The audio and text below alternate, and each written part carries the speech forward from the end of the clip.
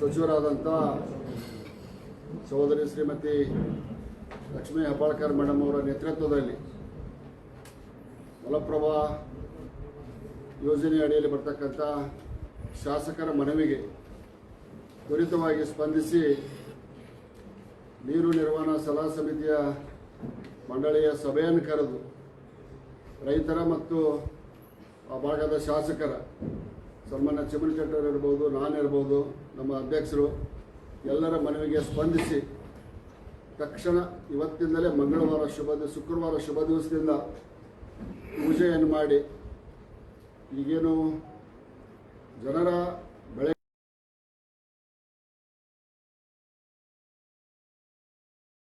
ಇನ್ನೊಂದು ಮಳೆ ಸಾಲು ಬರ್ತಕ್ಕಂಥ ರೈತರಿಗೆ ಇಬ್ಬರಿಗೂ ನೀರಿನ ಅವಶ್ಯಕತೆ ತೀವ್ರವಾದಂಥ ಹಿನ್ನೆಲೆಯಲ್ಲಿ ಅವರ ರೈತರ ಭಾವನೆಗೆ, ರೈತ ನಾಯಕರ ಭಾವನೆಗೆ ಸ್ಪಂದಿಸಿ ಆದೇಶವನ್ನು ಮಾಡಿದ್ದಕ್ಕಾಗಿ ಸಹೋದರಿ ಶ್ರೀಮತಿ ಲಕ್ಷ್ಮೀ ಹೆಬ್ಬಾಳ್ಕರ್ ಅವರನ್ನು ತುಂಬ ಅಭಿನಂದಿಸ್ತೇನೆ.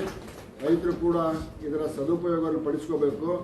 ತಮಗೆ ಉಪಯೋಗಿಸಿದ ನೀರು ಮುಗಿದ ನಂತರ ಗೇಟನ್ನು ಬಂದ್ ಮಾಡಿ ಕೆಳಗೆ ಹೋಗುವಂಥ ರೈತರಿಗೆ ಸಹಾಯ ಸಹಕಾರವನ್ನು ಮಾಡುವಂಥ ಹೃದಯ ವೈಶಾಲ್ಯತೆಯನ್ನು ನಮ್ಮ ರೈತ ಬಾಂಧವರು ಮೆರೀಲಿ ಅಂತ ಹಾರೈಸಿ, ಈಗಿರ್ತಕ್ಕಂಥ ನಮ್ಮ ಲಭ್ಯತೆಯ ನೀರು ನಮ್ಮ ರೈತ ಬಾಂಧವರಿಗೆ ನಾನು ಮನವಿ ಮಾಡ್ತೇನೆ.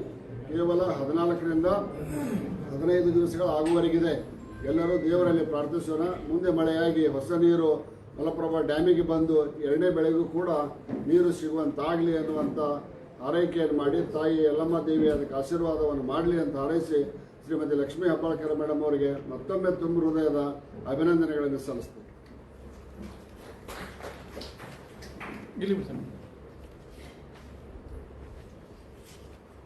ಇವತ್ತು ಮಲಪ್ರಭಾ ನೀರಾವರಿ ಯೋಜನೆ ಅಡಿಯಲ್ಲಿ ಬರುವಂಥ ಅನೇಕ ನಮ್ಮ ಕ್ಷೇತ್ರಗಳು, ಊರು, ರೈತರ ಒಂದು ಕೂಗು ಏನಾಗಿತ್ತು ಅಂತಂದರೆ, ಈ ಸಾರಿ ನಮಗೆ ಮಳೆ ತುಂಬ ಚೆನ್ನಾಗಿ ಬರುತ್ತೆ ಅನ್ನುವಂಥ ಒಂದು ಆಸೆ.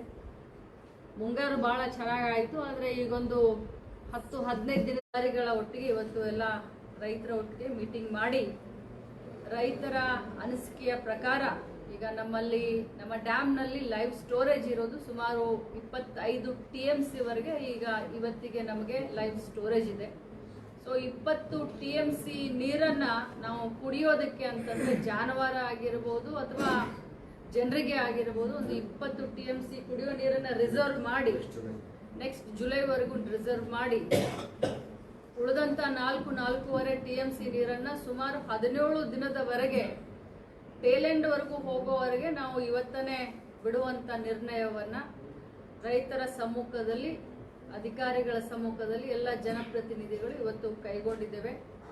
ನಮಗೆ ಒಂದು ಆಶಾಭಾವನೆ, ತಾಯಿ ರೇಣುಕಾ ಯಲ್ಲಮ್ಮ ನಮಗೆ ಇನ್ನೂ ಮಳೆ ಚೆನ್ನಾಗಾಗಿ ರೈತರ ಬೆಳೆಗೆ ಅನುಕೂಲ ಆಗುತ್ತೆ ಅನ್ನುವಂಥ ಒಂದು ಆಶಾಭಾವನೆಯಿಂದ ಇವತ್ತಿನಿಂದ ರೈತರ ಒಂದು ಕೂಗಿಗೆ ನಾವು ಕಿವಿಗೊಟ್ಟು ಇವತ್ತಿನಿಂದ ನೀರನ್ನು ಹರಿಸುವಂಥ ಕೆಲಸವನ್ನು ಪ್ರಾರಂಭ ಮಾಡ್ತಾ ಇದ್ದೀವಿ. ಇದರಿಂದ ಎಲ್ಲ ರೈತರಿಗೆ ಅನುಕೂಲ ಆಗಲಿ.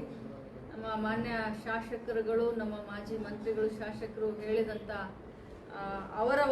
ಹೇಳಿದಂಥ ಕೆಲಸಕ್ಕೆ ನಾನು ಕೂಡ ಸ್ಪಂದನೆ ಮಾಡಿದ್ದೀನಿ. ಯಾಕಂತಂದರೆ ನಮ್ಮದಾಗಲಿ ಅವ್ರದ್ದಾಗಲಿ ಇರೋ ಅಜೆಂಡಾ ಒಂದೇ, ರೈತರು ಖುಷಿ ಇದ್ದರೆ ಜನಪ್ರತಿನಿಧಿಗಳ ಖುಷಿ ಇರ್ತಾರೆ. ಸೊ ಆ ಕೆಲಸ ಇವತ್ತಿನಿಂದ ನಾವು ಶುರು ಮಾಡ್ತೀವಿ ಅಂತ ಹೇಳಲಿಕ್ಕೆ ಬಯಸ್ತೀನಿ.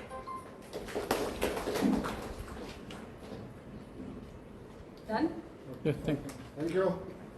Without any questions?